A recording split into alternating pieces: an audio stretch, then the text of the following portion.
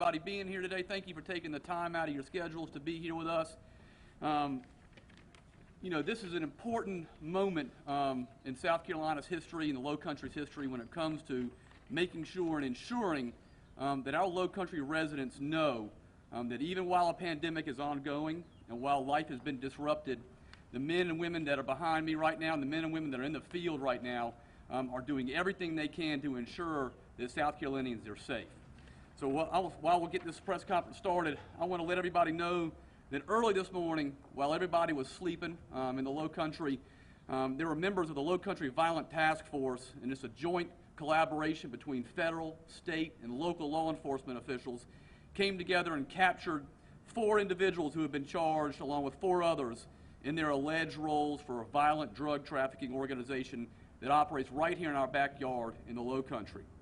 I want to thank the brave men and women who are in the field this morning and that are in the field every single day to keep our families, our neighbors, and our neighborhoods safe, especially during this pandemic.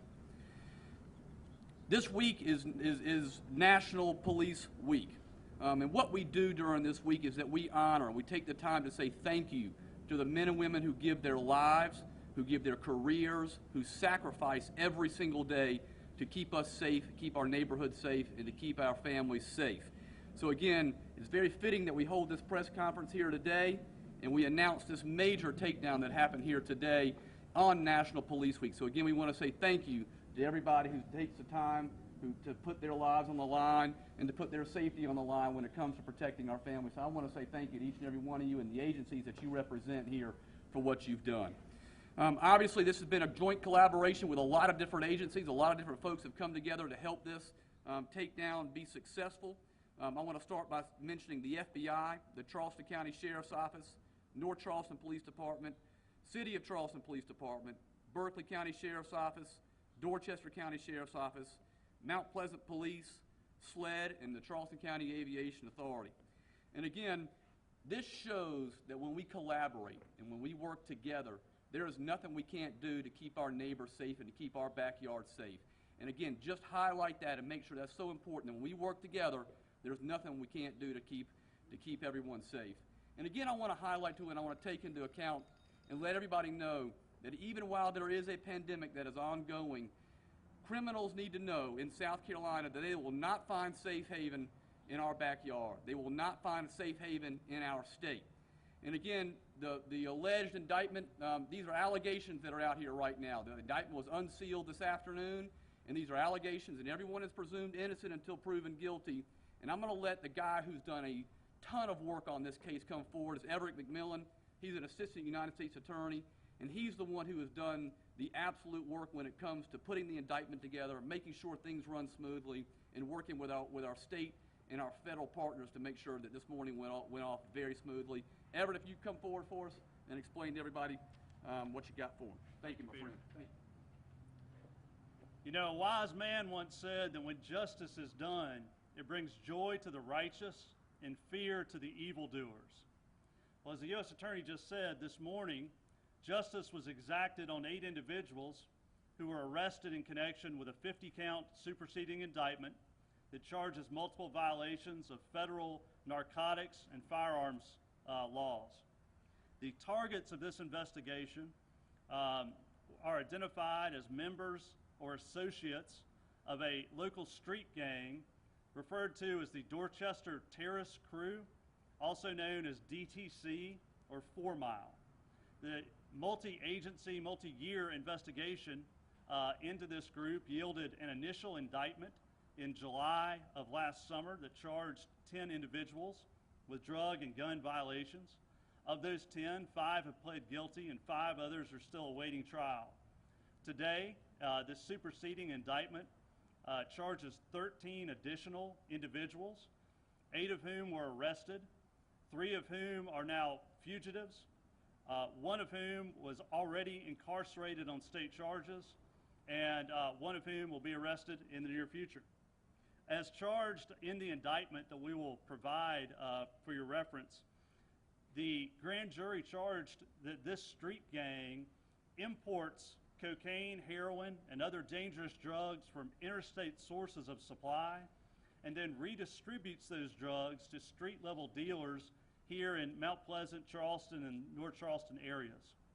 Additionally, the indictment charges that these individuals use firearms and violence to protect their drugs and to defend themselves against rival gang members and other drug organizations. I'd like to echo the U.S. Attorney's comments regarding these law enforcement officials standing up here today. This operation was quarterbacked by the FBI's Low Country Violent Crime Task Force.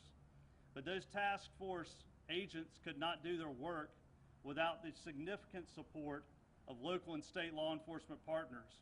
And everyone up here has committed resources and officers and deputies to this operation. And without them, it would not be the success that it has been.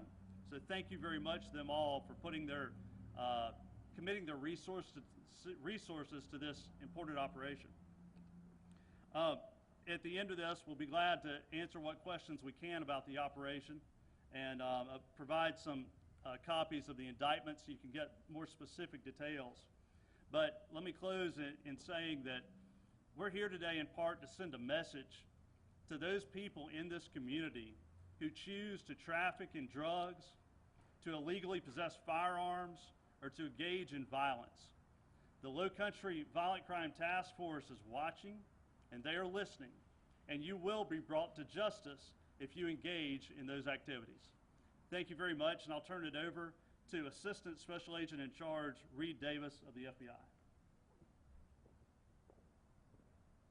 Thank you, Everett. On behalf of the FBI, we believe that today's indictments and arrests serve as a shining example of the strength, unity, and perseverance of federal, state, and local law enforcement in the Low Country. The FBI is an extremely proud partner of the Low Country Violent Crime Task Force, and we look forward to continuing to serve this community and the other communities across the state anywhere that our state and local law enforcement partners need us. Thank you very much.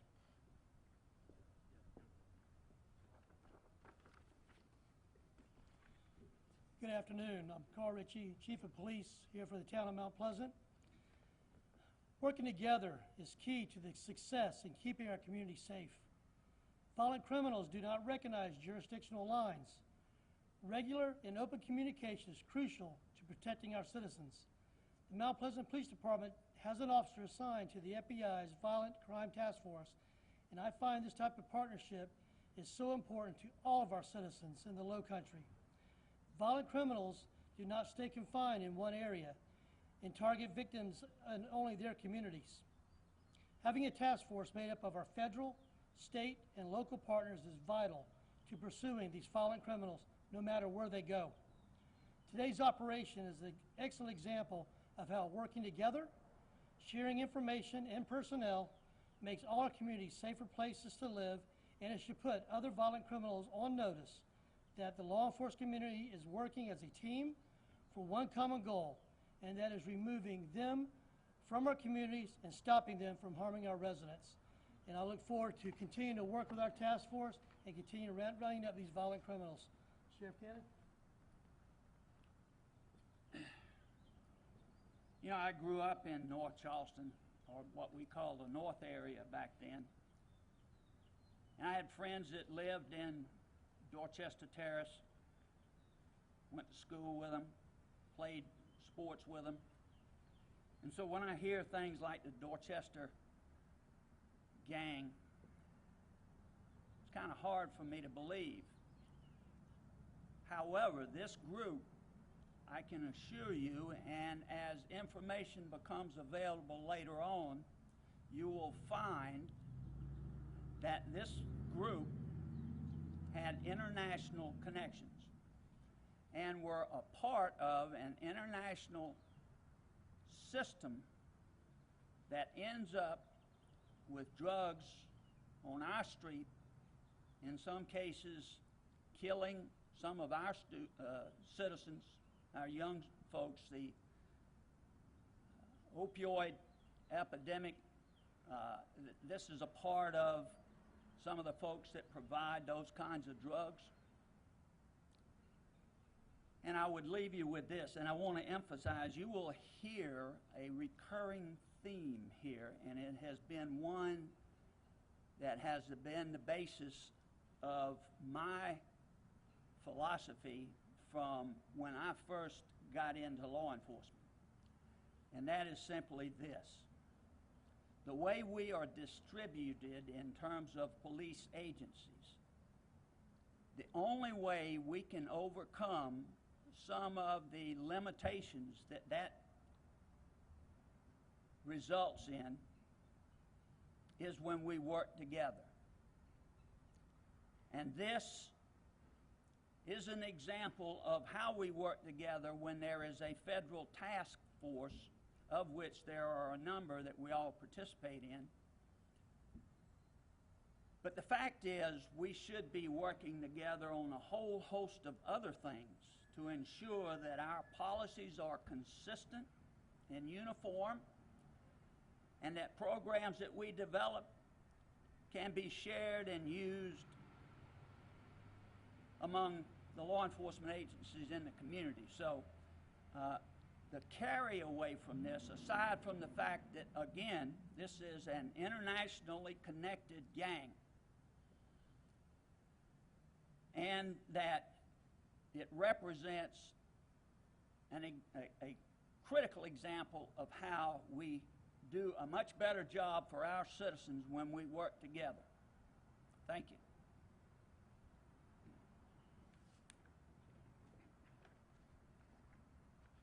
I stand here today, and I'm reminded what the Lord said in the book of Mark.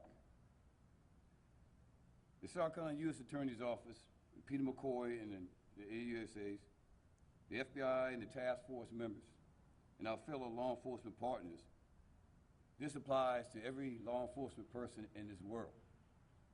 It says this, but so shall it not be among you, but whosoever will be great among you shall be your servant.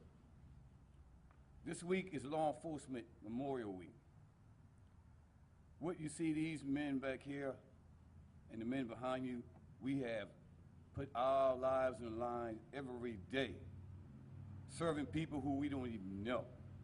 We do it because we love the community that we live in and we serve. There are people out here that don't care about the pandemic that we've just been dealing with for a long period of time. We may not be able to see the coronavirus with our eyes, but we can see the criminals in our community. The uncivilized people, the people that don't care about anything that we care about. They don't want to educate themselves. They don't want to sit down and listen to somebody. They don't want to take good advice and turn themselves around to do what's right. And I'm sick and tired of it. They're sick and tired of it. Dorchester Terrace, like the sheriff said, I'm a North Charleston boy, born and raised there. That neighborhood was affluent, right, Sheriff? It was. A lot of good athletes, great schools there. And it's still the same now. It's just a small bit of people that are causing the most issues. See, I'm going to flip it a little bit because, see, I am what you call a victim of violent crime. Same guys we're locking up. Every year, on the 19th of this month, May, my family,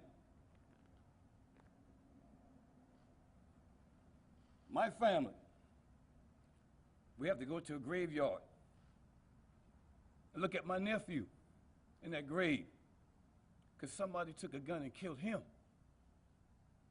So people, we're all in this thing together, and we'll get through it. And let the criminals know, it says in the Bible, you will reap what you sow. God bless you.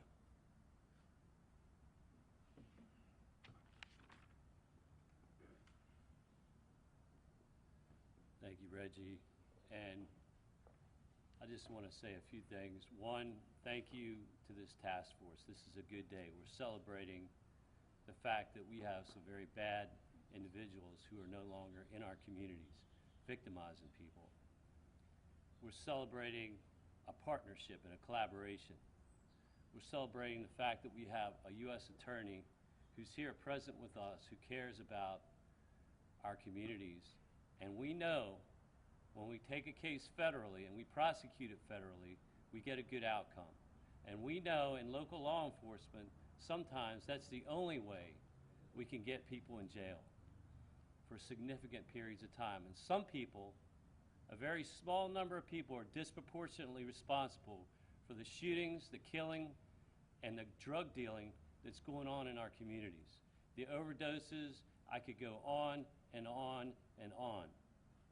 And I'm angry about it. And I'm going to speak briefly, and I'll call it a victim impact statement. We have community members in our communities who are tired of shootings in their neighborhoods.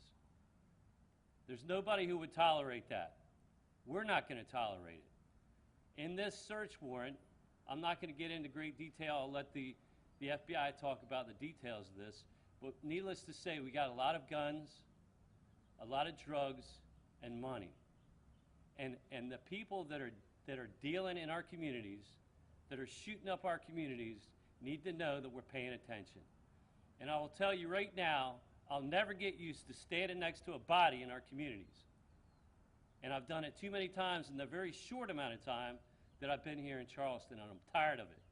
I'll never get used to talking to a mother or a father or a sibling who has lost their loved one to gun violence. It's predictable and it's preventable.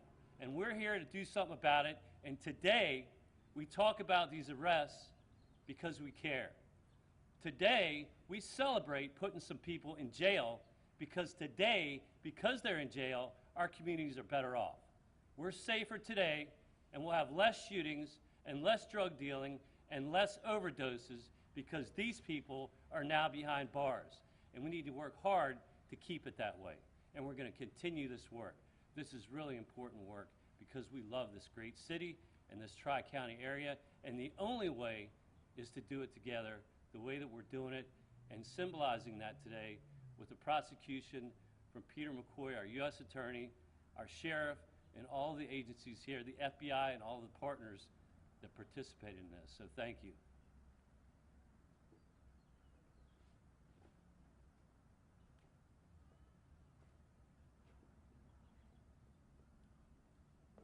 Be glad to take any questions that y'all have. Yes. Yes, sir. Could you clarify how many in the second phase are actually have been arrested? How many are looking for?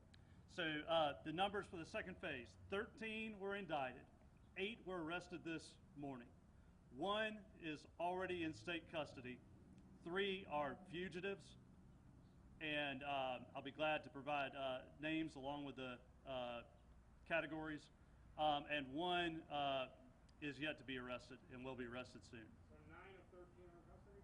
Is it math right? Let me check my math. We like to get it right sometimes. I do. I completely understand. That's correct. 8 arrested this morning. 1 was already in custody, so 9 total currently in custody. 9 of 13 of the new defendants, correct. Yes, sir. Any other questions about the investigation or for anyone else? We have copies of the indictment. It is still partially sealed, but the unsealed version, we have copies of that available for you, and a written press release with some of this additional information. So thank you all for coming, and I think we individually, folks may be glad to take questions if you have them.